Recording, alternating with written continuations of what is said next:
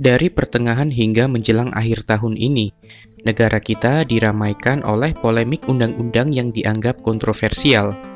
Yah, dia adalah Omnibus Law. Omnibus Law secara umum dapat diartikan sebagai sebuah peraturan atau undang-undang yang mengatur, merevisi dan mencabut beberapa peraturan dengan substansi berbeda menjadi satu peraturan yang lebih sederhana.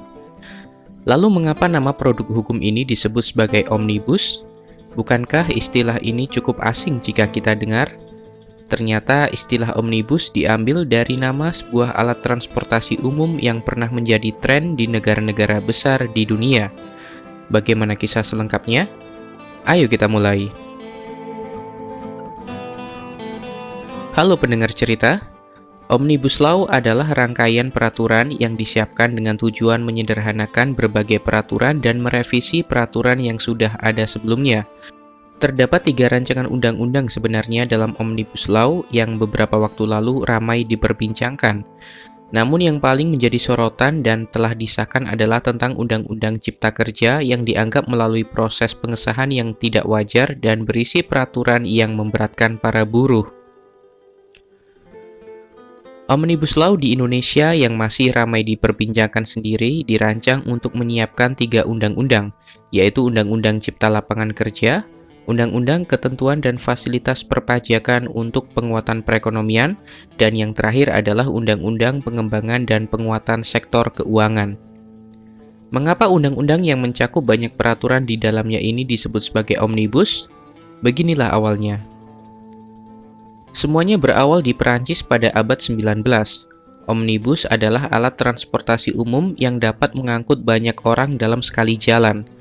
Pada abad 19 di kota Nantes, Perancis, seorang pensiunan militer sekaligus pengusaha transportasi bernama Stanislas Baudry meluncurkan transportasi umum berukuran besar yang ditarik oleh beberapa kuda. Angkutan ini bisa diisi hingga 8 orang dengan posisi duduk berhadapan di dalam gerbong yang berbentuk kotak. Sementara itu, di bagian atap dari gerbong pun masih bisa diduduki oleh penumpang dengan posisi saling membelakangi. Beberapa sumber menyebut kereta kuda ini memiliki pemberhentian atau seperti halte di depan toko Omnes Family, sehingga disebut omnibus. Ada juga yang menyebut karena kapasitasnya yang besar dan bisa mengangkut banyak orang dan barang, maka disebut omnibus. Sementara itu omni sendiri diyakini berasal dari bahasa Latin yang artinya untuk semua. Sehingga makna dari omnibus sendiri adalah sebuah angkutan yang bisa mengangkut banyak orang dan keperluan dalam sekali jalan.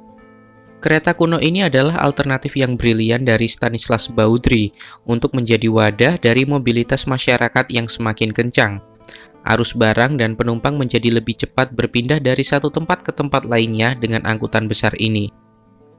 Karena dianggap sebagai solusi yang lebih praktis, kereta ini segera populer hingga menjadi transportasi di kota Paris.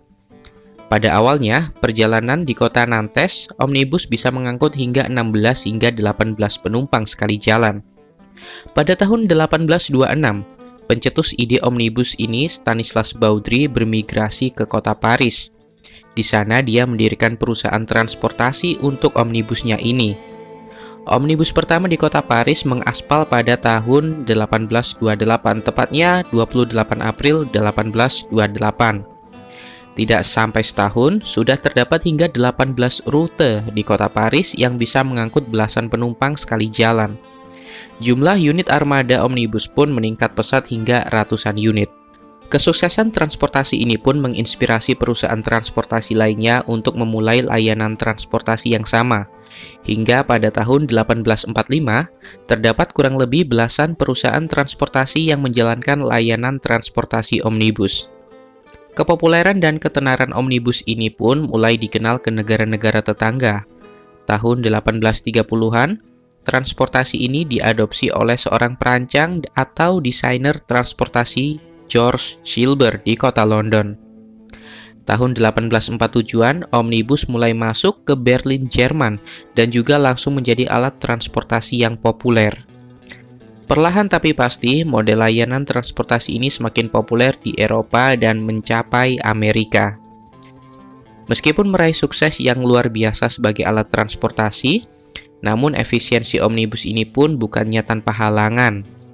Manajemen transportasi yang belum sempurna waktu itu membuat beberapa perusahaan omnibus bangkrut. Hal ini karena biaya perjalanan yang dirasa tidak cukup murah bagi masyarakat bawah dan pembayaran secara tunai membuat terkadang setoran dicuri oleh pengemudi sehingga jumlah pendapatan tidak sesuai dengan jumlah penumpang yang diangkut. Hal ini ironisnya menimpa penggagas omnibus sendiri, yaitu Stanislas Baudry, yang akhirnya bunuh diri dengan menembak kepalanya karena depresi terhadap layanan transportasi brilian yang diciptakannya sendiri.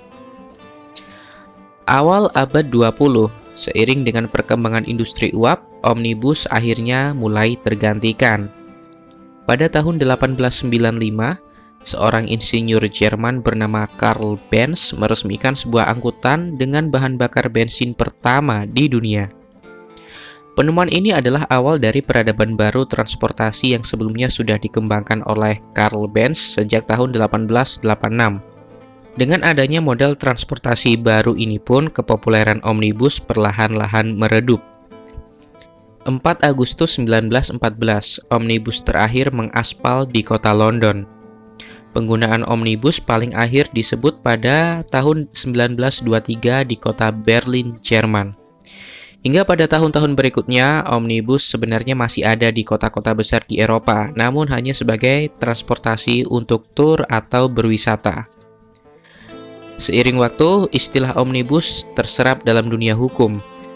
Suatu peraturan yang mengatur atau merevisi banyak aturan lain disebut omnibus law atau omnibus bill. Hal ini bisa disebut sebagai perumpamaan seperti bus yang bisa mengangkut banyak penumpang dan barang dalam sekali jalan. Terima kasih telah menonton video ini dan jangan lupa subscribe agar kalian tidak ketinggalan hal-hal menarik yang ada di dunia. Terima kasih dan sampai jumpa.